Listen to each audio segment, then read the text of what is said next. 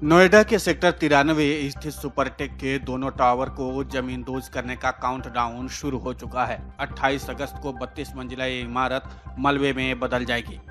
एक अनुमान के मुताबिक इस प्रक्रिया में 60,000 टन मलबा निकल सकता है। बड़ी बड़ी बिल्डिंगों के गिरने का नजारा अब तक आपने टीवी में देखा होगा।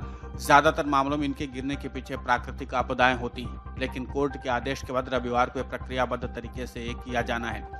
जाहिर से विध्वंसक प्रक्रिया में आसपास की संपत्ति या इमारतों को कोई नुकसान न हो, यह सुनिश्चित करने के लिए अधिकारी सुरक्षा व्यवस्था करने में व्यस्त हैं। टावरों के ढहाने के कारण संपत्ति के जोखिम के साथ आसपास के लोगों के स्वास्थ्य संबंधी कई चुनौतियां भी हैं। अधिकारियों के मन में भी इस बात का डर है कि लोगों को स्वास्थ्य की समस्या न हो, और आम लोगों के अंदर भी डर है कि इस बिल्डिंग के गिरने से उनके स्वास्थ्य पर कितना असर पड़ेगा। लिहाजा हमने इस समस्या पर श्वसन रोग विशेषज्ञ डॉक्टर आशीष जैन से बात की है।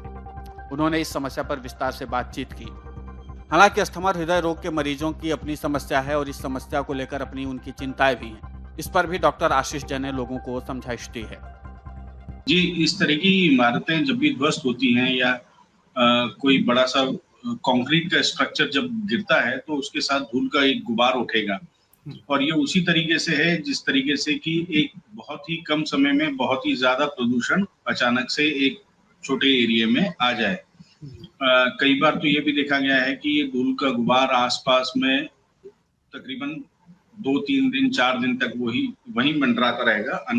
अगर पानी नहीं गिरा, बारिश नहीं हुई, अगर तेज हवाएं नहीं चली, अगर ऐसा कुछ होता है तो ये धूल का गुबार चले जाएगा, नहीं तो उसी एक स्पेसिफाइड एरिया में, उसी छोटे से एरिया में वो कई दिनों तक रह सकता है, और धीरे धीरे करके इसके जो कण हैं वो सेडिमेंट होते हैं, वो नीचे आते हैं, अदरवाइज वो हवा में ही सस्पेंडेड बने रहते हैं। ये दिख रहा है कि किस तरीके से बिल्डर और प्रशासनिक अमला उस समय का, उन दोनों की मिली भगत से ये इतनी बड़ी बिल्डिंग, 40 मंजिला बिल्डिंग जो है वो बनके खड़ी हो गई। इसमें कोई दो राय नहीं है कि इसको गिराने में बहुत ज्यादा परेशानियां होंगी लोगों को आसपास में। हालांकि प्रशासन ने इस बात का ध्यान रखा है कि जानवर माल की कोई नुकसान ना हो, पर स्वास्थ्य पे इसके गंभीर परिणाम होंगे। पर वहीं ये बात भी तय है कि इसको गिराना तो बनता है, क्योंकि अगर नहीं गिराएंगे और अगर हमने सोचा कि चलो इस पर जुर्माना करके इसको रख दें, तो वो जो फायर ब्रिगेड के जो मानक हैं और वो जो दूसरी तमाम चीजें सोशल मीडिया पे और न्यूज मीडिया में आ रही हैं, तो वो उन बिल्डिंगों में रहना भी उतना ही खतरनाक है, उन बिल्डिंगों को खाली छोड़ना भी उतना ही खतरनाक है, और उनको गिराना भी खतरनाक है। तो उनमें से तीनों में से एक चीज चुननी थी, जो मेरे ख्याल से माननीय न्यायालय ने चुना है कि उसको गिरा देना ही ठीक है, और इसके जो अल्पकालिक जो परिणाम होंगे स्वास्थ्य पे, उनको किसी न किसी तरीके से समेटा जाएगा। कुल मिलाकर डॉक्टर आशीष जैन का कहना है कि जिस तरीके से लोगों के अंदर भय है उसको दूर कर लेना चाहिए और जरूरी एहतियात बरतनी चाहिए। कोशिश की जाए कि घर से बाहर जल्दी ना निकलें और बहुत जरूरी होने पर ही घर के बाहर जाएं, लेकिन उस समय आपके चेहरे पर N95 मास्क लगा होना चाहिए।